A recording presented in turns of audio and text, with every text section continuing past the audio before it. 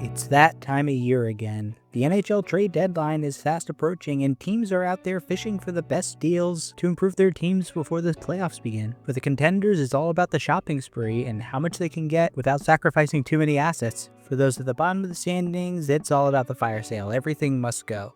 The question is going to be, what can you get for those depreciating assets to help you build back better next year? For instruction, we can look back to the past. 10 years ago, teams were also loading up for their playoff runs, trading away their top picks and prospects for that one player they were sure was the piece that was missing from a deep cup run. With the benefit of hindsight, though, we can tell which of those trades worked out and which didn't. NHL GMs should learn from their mistakes, but I'm sure a bunch of them won't.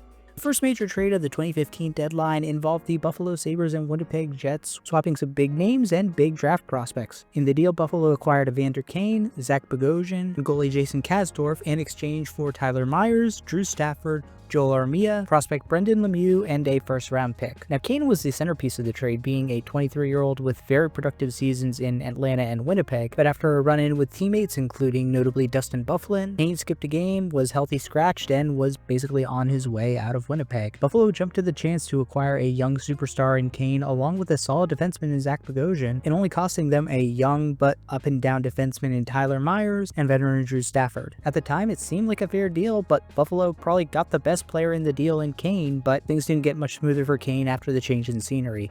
Charges of assault and harassment were filed against him in 2016, though the charges were eventually dismissed, and after 3 tumultuous years in Buffalo, he was dealt to the San Jose Sharks in 2017. His 3 years in Buffalo were productive, with 68 goals and 118 points in 196 games, and the other player he was traded with, Zach Bogosian, also ended up being a fairly solid player for the Sabres, spending 7 years in Buffalo and playing in almost 250 games. The problem is all the assets they gave up to get those two. Tyler Myers played for 5 years and 270 games in Winnipeg and was generally a pretty solid middle pairing guy. Drew Stafford was a pretty good vet, playing in Winnipeg for 3 seasons, and Joel Armia also played for 3 years in Winnipeg. None of those guys were major impact players, but getting all 3 of them plus a first round pick that they ultimately traded and was later used on Jack Roslovic was pretty good value that Winnipeg got back for a guy who was already on his way out. So I'd say it ended up being a pretty good deal for Winnipeg.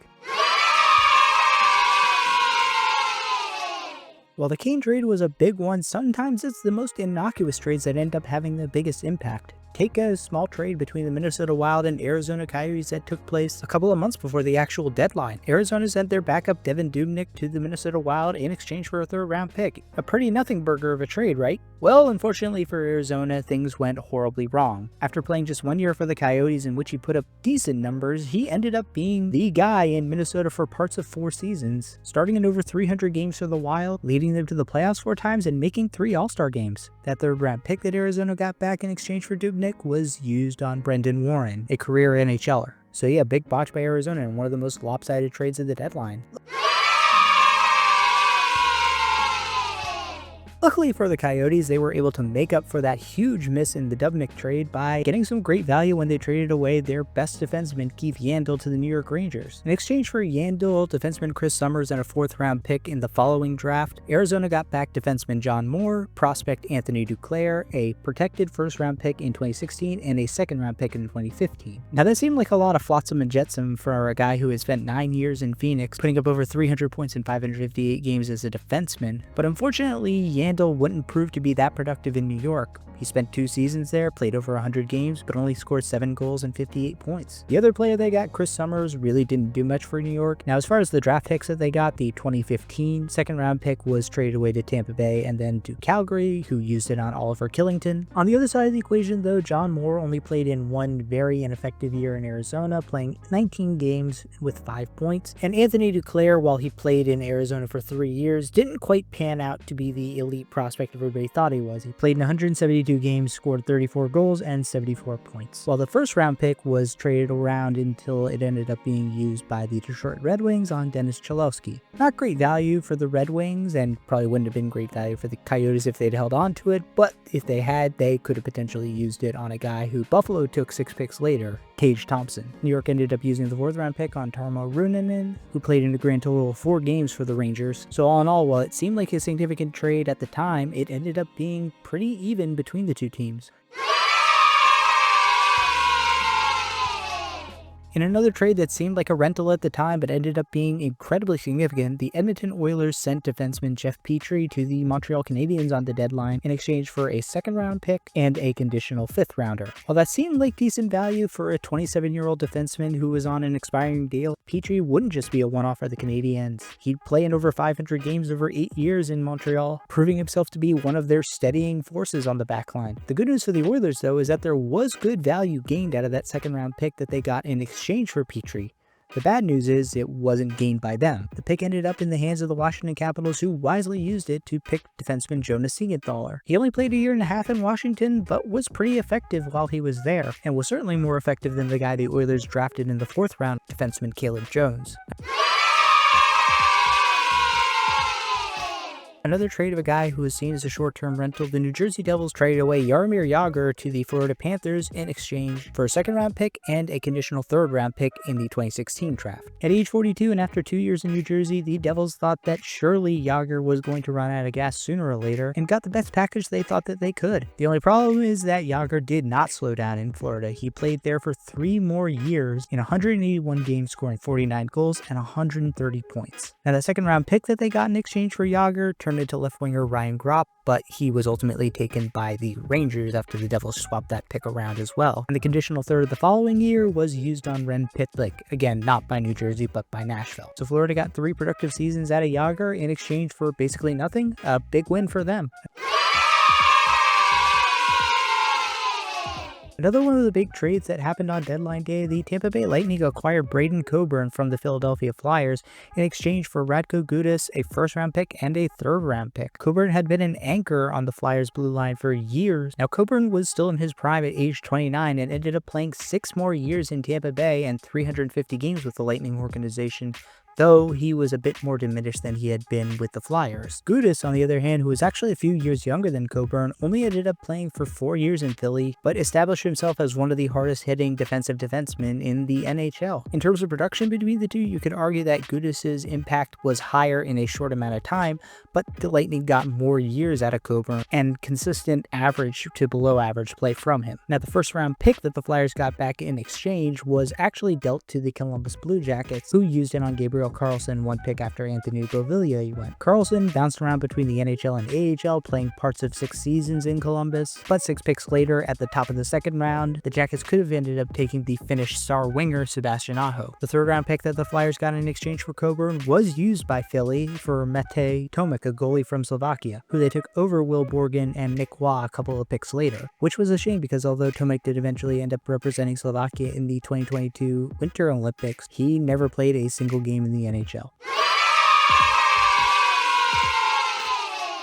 Moving on then to one of the weirder trades of the deadline, Predators and Maple Leafs had a swap that involved defenseman Cody Franson and center Mike Santorelli being traded to the Toronto Maple Leafs for Olli Jokinen, prospect Brendan Leipsic, and a 2015 first-round pick. Now, Cody Franson had been pretty ass in his 4 years in Toronto after being brought over from, ironically, the same Nashville Predators. So the fact that they were able to get a first-round pick back as part of the package at all was kind of a miracle. And what's more, Franson only ended up playing another 23 games in Nashville before moving on in the offseason. Ditto for Mike Santorelli, who only played 22 games in Nashville and scored a single goal following the trade. Seems like a pretty big slam dunk for the Maple Leafs, right? Well, kinda, but not really. Olli Jokinen only played for 6 games in Toronto, recording a single assist before being traded at the deadline to St. Louis. Brendan Leipsic also only played for 6 games in Toronto, and ironically scored a goal and 3 points in those 6 games. Now, the first-round pick that Toronto got ended up turning into the best player of the entire trade, but you guessed it, Toronto didn't use that pick. They swapped it to Philadelphia, who used it to select Travis Konechny.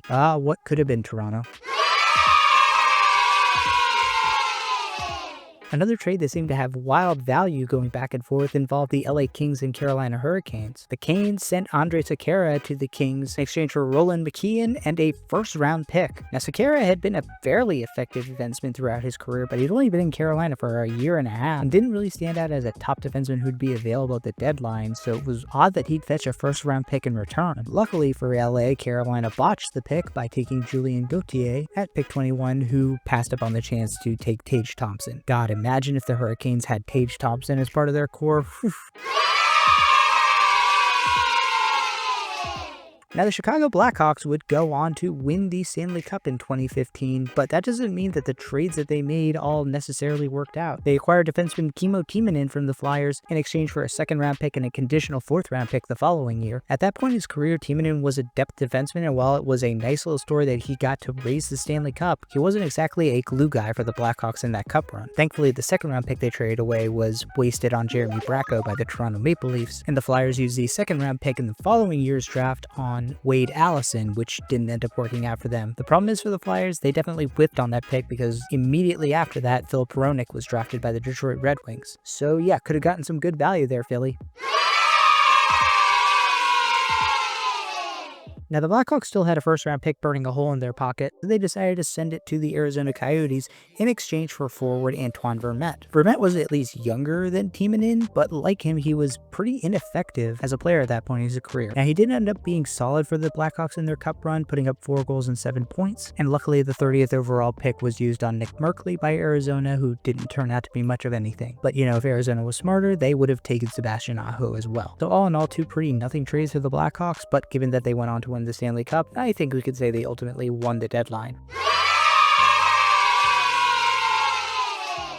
Last but not least, one of the funniest trades that ended up being completely lopsided between the New York Islanders and the Buffalo Sabres. A pure swap of goalies, the Buffalo Sabres sent Michael Neuwirth to the Islanders in exchange for goalie Chad Johnson, as well as a 2016 third-round pick. Now, at this point, both of these goalies were seen as career backup/spot starters, but their careers went in 2 different directions after this trade. Neuwirth played in only 5 games as a member of the New York Islanders, putting up an .881 save percentage. Chad Johnson, on the other hand, played in Buffalo for 2 years, started in 69 games, nice, and put up a .907 save percentage. And the third-round pick in 2016 that the Sabres acquired, they batted it around until it ended up with the Vancouver Canucks, who used it on William Lockwood, so not very consequential, unless they had taken the guy who went 2 picks after him, Adam Fox. So all in all, the 2015 deadline was a pretty low-key affair. While there were certainly some big names getting moved like Evander Kane, Jaromir Jagr, and Keith Yandle, the most lopsided trades were the ones that didn't seem to be that important when they first happened. While usually a seller's market helps out the teams who are trading away players, in this instance it was the teams that took a shot on a low-risk trade like a Jeff Petry, like a Jaromir Jagr or Devan Dubnyk, who ended up coming out ahead. And even the team who would eventually go on to win the Stanley Cup basically sat out of all the big trades, just adding around the fringes. So when the deadline comes this year, just remember, the team who gets the biggest prize isn't always the one who ends up with the cup.